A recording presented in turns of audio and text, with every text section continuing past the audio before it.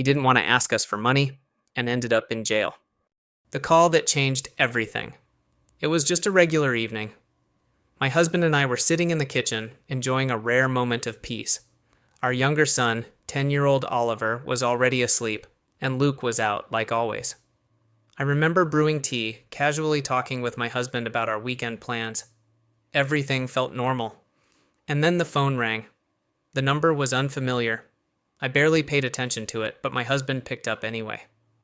"Yes, this is Daniel Brooks. Who's calling?" A second of silence. Then his face changed. I watched as his body tensed, his grip on the phone tightening like he was holding on to reality itself, one that had just flipped upside down. "What?"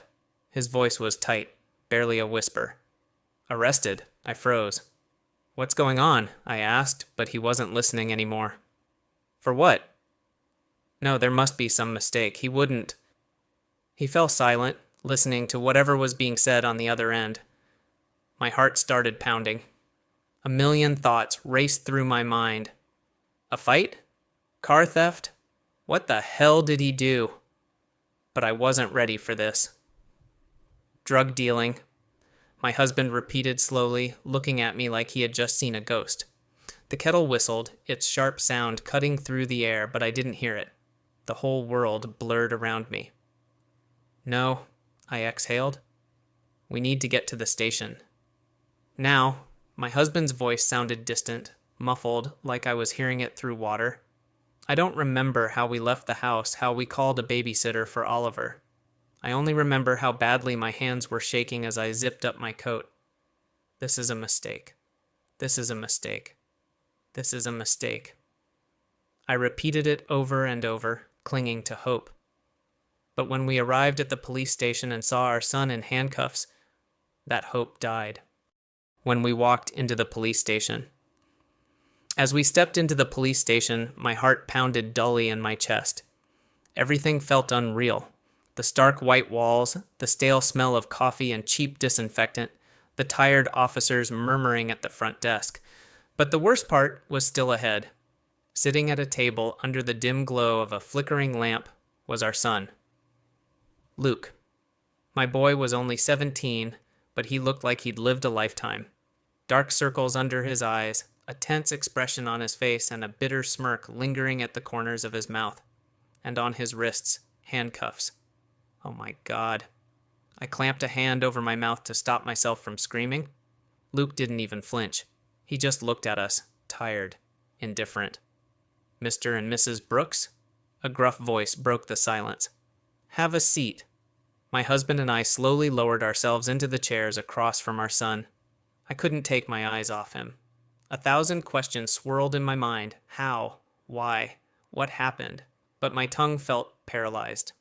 The officer sighed, flipped through a stack of papers, and finally spoke. "Your son was arrested as part of a narcotics sting targeting teen drug distribution. He was caught selling..." He hesitated, like he was bracing himself for us to collapse right then and there. "Oxycodone and Xanax." I inhaled sharply. Number. This has to be a mistake," my husband muttered weakly. "Luke wouldn't." "He would." Our son's voice cut through the tension. I whipped my head toward him. "Luke, it's true," he said, calm, matter of fact, like we were talking about his grades. "I was selling pills." For a second, the room was dead silent. I stared at my son and didn't recognize him. This wasn't the boy I used to tuck into bed with bedtime stories. This wasn't the kid who hugged me after school. This wasn't the teenager who just a couple of years ago laughed with us as he blew out his birthday candles. What happened? When did he turn into this stranger sitting in front of us? "Luke?" My husband's voice shook with a mix of rage and heartbreak. "What the hell did you do?" Luke smirked, shrugged. "I was just making money." The truth comes out. "Making money?" My husband's voice shook with barely restrained fury. "Are you serious? What was I supposed to do?" Luke stared straight at us, and there wasn't a shred of guilt in his eyes. Just a tired, almost annoyed expression, like we were wasting his time. "You really thought those pathetic handouts you gave me were enough?" Something twisted inside me. You never told us you needed more," I breathed out. Luke shook his head and smirked. What was the point? You wouldn't have understood anyway. We would have. My husband dragged a hand down his face, trying to stay calm. You could have gotten a part-time job like a normal teenager. Luke let out a sharp laugh. Oh yeah, right. Flipping burgers at McDonald's for scraps, while guys around me are driving nice cars, wearing designer clothes, and spending money however they want. No thanks. I stared at him, unable to believe what I was hearing. So that's what this was about? Money? Expensive things? My voice trembled. Do you even realize what you've done? Luke exhaled and leaned back in his chair. Mom, Dad, you live in your own little world. You think if you play by the rules, work hard, do everything right, then life just works out? He scoffed. Well, congratulations. You've got a criminal in the family now. Disappointed? Disappointed? I shut my eyes. This wasn't disappointment. This was pain. Our son. I thought about how, as a kid, he used to dream of becoming an architect. How, at 10, he built a massive Lego castle and said that one day he'd design a real one. How, at 13, he proudly told us he wanted to go to college, just like his dad. Where did it all go wrong? Do you even understand what happens next? My husband's voice was shaking. Luke shrugged. Yeah, trial, maybe prison. Welcome to the real world. I grabbed his hand. Luke, you didn't kill anyone, right? My voice cracked. He looked at me. And that silence. That silence was worse than any answer he could have given. Consequences that can't be undone. The trial started a few weeks later. Those days were the longest of our lives. We tried hiring the best lawyer we could, tried to figure out if there was anything left to fix. But the truth was brutal. There was no way out. The evidence against Luke was overwhelming. The police had seized his phone, and in it, hundreds of messages, client lists, photos of cash, money transfers.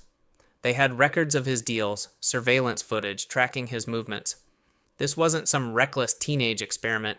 Luke had been doing this systematically, coldly, knowingly. At the hearing, we sat in the front row, listening as the prosecutor read, without emotion, how our son had been selling drugs to other teenagers, other kids, somebody else's children. I looked at him, searching for even a flicker of regret, but he just sat there, head down, as if none of this had anything to do with him. When the judge delivered the sentence, 3 years in a juvenile detention center, I felt the world collapse around me. That's a light sentence, the lawyer murmured, but I didn't care. I just kept looking at Luke. He didn't cry. He didn't argue. He didn't say a word. He just nodded. The last conversation. Before they took him away, we were allowed to speak with him one last time. Luke, I reached for his hand, but he pulled away. Luke, why won't you even try to explain? We could have done something. We could have helped. He smirked. Helped? When? You didn't even notice what I was doing. I hesitated. We trusted you. Exactly, he said. You trusted me too much. I had no response. As the guards led him away, I realized something. The boy in handcuffs, he wasn't my son anymore. The son I knew was gone,